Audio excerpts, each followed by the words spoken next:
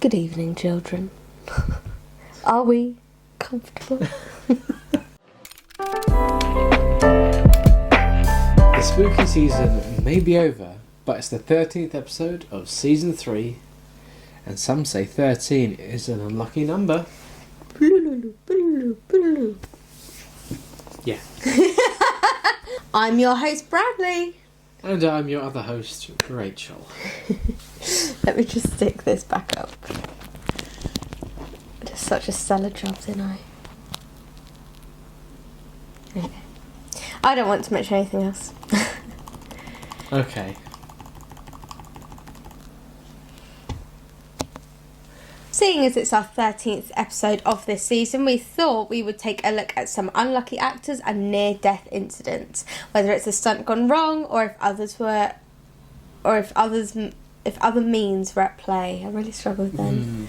Don't laugh at me. Ominous. Other means at play. Woo! It's As like if. spooky things. As we'll get onto, a lot of these do involve watery incidents Or and like. really tapping into my trauma there, Bradley. Yeah. Always give people oxygen if you want them to work for him. Yeah. I think. Give them the. I mean, oxygen. even you give me oxygen when Yeah. when I work with you. Yeah, I just crank open the window every now and then. Let some air through here. I do that. exactly. Health and safety, it's fine. Brad is number one for health and safety. I am, yeah. All the risk assessments have been done. Yeah, because I know you haven't seen it. No. Do you plan to? Because I almost spoiled it before, didn't I? No, you can spoil it. Great, I will continue to spoil it for you. Spoiler. So there's a scene where I think he's got like a toothache or like some sort of infection in his mouth, and he uses... Oh yeah, I think my stepmom's told me about this bit. Oh, okay. He like rips it out. Yeah, well, he has to deal with it himself, basically. Oh. And he uses, because he obviously finds things washed up on the beach from like the plane crash and stuff, and there's these like these ice skating boots, and I think he uses like the blade to knock the tooth out his mouth. I can't remember. He ends up passing out, obviously, from the amount of pain. Yeah. Yeah, I think Jesus. I haven't seen it in a while, but I vaguely remember the scene. I think he's got a rock, holding a rock, and then holding like the boot with the blade in his mouth to knock it out. Stop. That's bad. That's what happens when you don't get insurance. Yeah, so I'm waiting to do that myself. Which tooth do you want it done on? I'll do it. I don't know. When you made up your mind, I'll bring around my ice skates. Yeah, thanks. But yeah, some people are really dedicated to their craft, whereas, you're lucky if I arrive on time to work, really. That's my dedication level. Speaking of James Cameron and that water-loving freak, I love Leonardo DiCaprio. Like, Titanic, Leonardo DiCaprio is like peak Leonardo DiCaprio. Ooh, not nice. Yeah. Okay, so that was a really jolly one to leave it on. Thanks for that, Bradley. It was a really jolly one.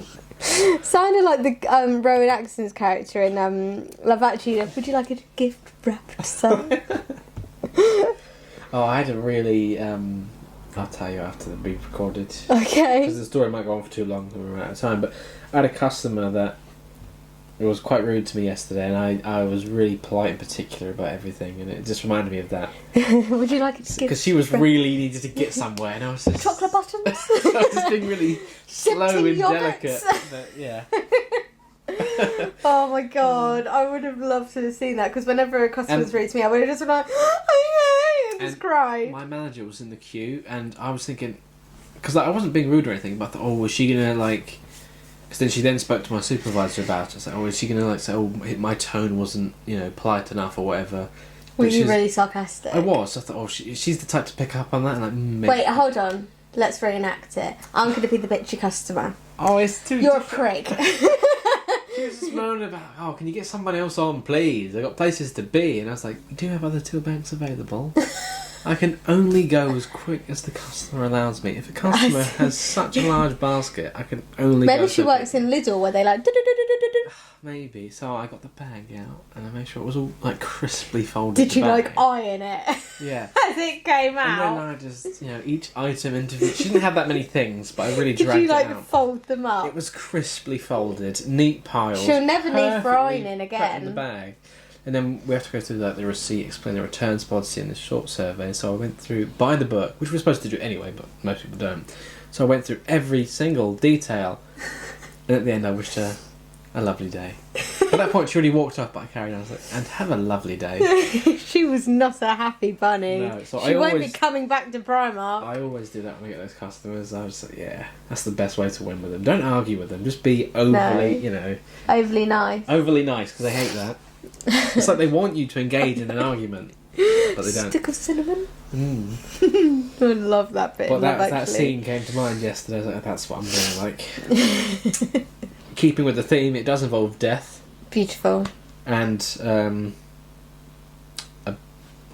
animals. You know I'm going to cry. I don't think you will. Oh. For Rachel's reference, the animal has been transferred to a farm, but that's just a file photo. It's not the one in question. It's not the murderous cock. No. Although he does look like he could kill someone. I thought he's standing quite proud. He's got like, he's killed a tied man." up. Look at him. He is restrained. He's had to get that with the firing squad. He's going to be The hung farm is just next. prison for the birds. Yeah. He's been Just transferred. Just see some other, like, chickens walking around, like, in a Yeah. line. Up and down the yard. But he's quite, like, he knows what he did, but he's proud of it, so he's standing tall. Like, oh, shoot me. He's the Ian Brady of chickens. The police are now searching for more than 15 more people involved in the event. I thought they'd say 15 more birds. It's a They're gang all attack. like chicken run. Yeah. I know what happens. They don't need blades. They got beaks. If I gave my chicken a knife, it probably would have survived.